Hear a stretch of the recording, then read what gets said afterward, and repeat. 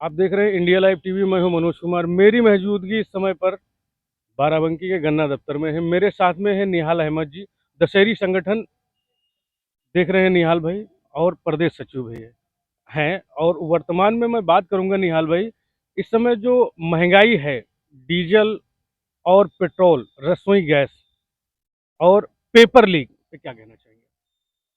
देखिए, ये सरकार चाह रही है कि पेपर जो लीक हो रहे हैं, ताकि बच्चों का भविष्य अंधकार में बना रहे। जब अंधकार में रहेंगे, पढ़ेंगे नहीं और शिक्षा नहीं होगी, तभी अंधभक्त पैदा होंगे। अंधभक्त पैदा करने के लिए ये पेपर लीक हो रहे हैं। और जो रही गैस की बात, पेट्रोल की बात, तो पूरा देश तिराही-तिराही हो चुका है और पूरी तरह से हावी हो चुकी है बेरोज़गारी, बढ़ती महँगाई, जिस पर सरकार पूरी तरह से फ़ेल हो चुकी है। किसी तरह से किसी भी चीज़ पर वो अंकुश नहीं लगा पा रही है। सही मायने में तो सरकार को इस्तीफ़ा दे देना चाहिए, लेकिन सरकार अपनी नाकामी छुपाने के लिए विश्वगुरु का चोला ओढ़ा दिए हैं और अन्य भक्त उसको लोगों से बताने में लगे कि हम विश्वगुरु बन गए। हम कहाँ से विश्वगुरु बन गए? 87-88 पेपर समथिंग लीक हो गए। क्या ये विश्वगुरु में पॉसिबल है? आप बताइए। ऐसा पॉसिबल है कि 87-88 पेपर लीक हो जाएँ और हम उस देश को विश्वगुरु कहें?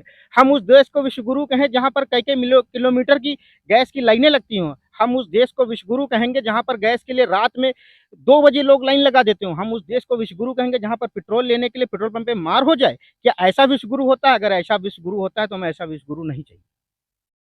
देखा जाए अभी जो वर्तमान में काकरोच पार्टी ने नया रजिस्ट्रेशन कराया, इस पे क्या कहना? देखिए, जो कॉकरोच पार्टी जो आप रजिस्ट्रेशन बता रहे हैं, इसकी जानकारी हमें नहीं है। लेकिन एक कॉकरोच पार्टी सोशल मीडिया पे निकल के आई थी, जिसपे युवाओं ने भरपूर समर्थन दिया था। तो समर्थन जो दिया वो सोशल मीडिया पे है। अगर सही मायने में इतने लोग फॉलोवर हैं, तो उन लोगों को रोड पे निकल के आना होगा, विधानसभा और लोकसभा का घेराव करना होगा। तब जाके इस सरकार के समझ में आएगा कि क्या गलतियां उन्होंने करी हैं और जो देश का युवा है उसको बेरोजगारी की ओर ढकेल दिया है। और ये युवा जो सोशल मीडिया पे दिख रहा है, इसको उतर के रोड पे आए, जब ये उतर के रोड पे आएगा तभी। कि मैं बात करूंगा बाराबंकी में स्वास्थ्य व्यवस्था कैसी है और शिक्षा व्यवस्था कैसी है, इस विषय पे।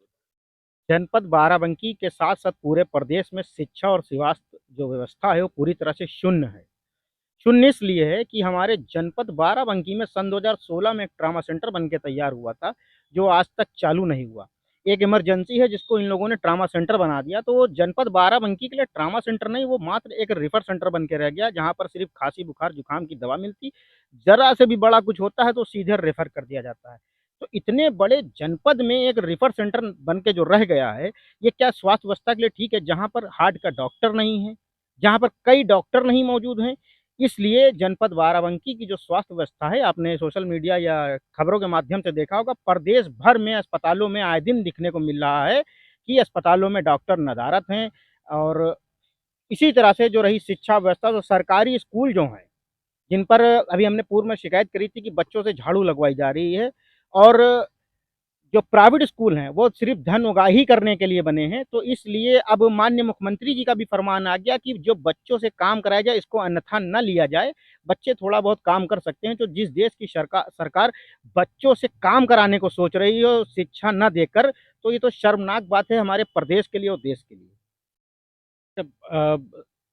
पार्लियामेंट में एक बात चल रही थी, राहुल गांधी जी ने पहले भी मुद्दा उठाया था कि जो है डीजल बढ़ने वाला है, पेट्रोल महंगा होने वाला है, और बंगाल चुनाव से पहले ही बोल दिया था। देखिए, सरकार सिर्फ राजनीति कर रही है। उसका काम है विधायक खरीदना, सांसद खरीदना, अपनी सरकार बना लेना और जनता के जो बीच में जनता की मूलभूत सुविधाएं हैं उनको पूरी तरह से नज़रअंदाज कर रही है। सरकार जो कर रही है आम जनमानस के साथ, वो इस समय बहुत ही निंदनीय है। और पूर्व में आपने जैसा बताया कि कांग्रेस के पार्टी में जो राहुल गांधी जी हैं, उन्होंने पहले ही आगाह कर दिया था कि महंगाई को लेकर, तो चुनाव के वक्त महंगाई नहीं बढ़ाई गई। आप इस बात पर ध्यान दीजिए, चुनाव के बाद महंगाई बढ़ाई गई। तो अभी तो दिल्ली बहुत दूर है, अभी सन 2027 आने वाला है, फिर 29 पड़ेगा। तो ये 27 और 29 जब ये बीतेगा, तो जो पूरी तरह से भुखमरी जो देश पे धीरे-धीरे बढ़ रही है, ये एक अकाल बन के टूटेगी, जिसपे हमारे देश की जो जनता है वो तिराही-तिराही हो चुकी है और पूरी तरह से हमारे देश की कमर टूट जाएगी। अब देख रहे थे, मेरे साथ में थे निहाल अहमद जी, और देखते रहिए इंडिया लाइव टीवी 24।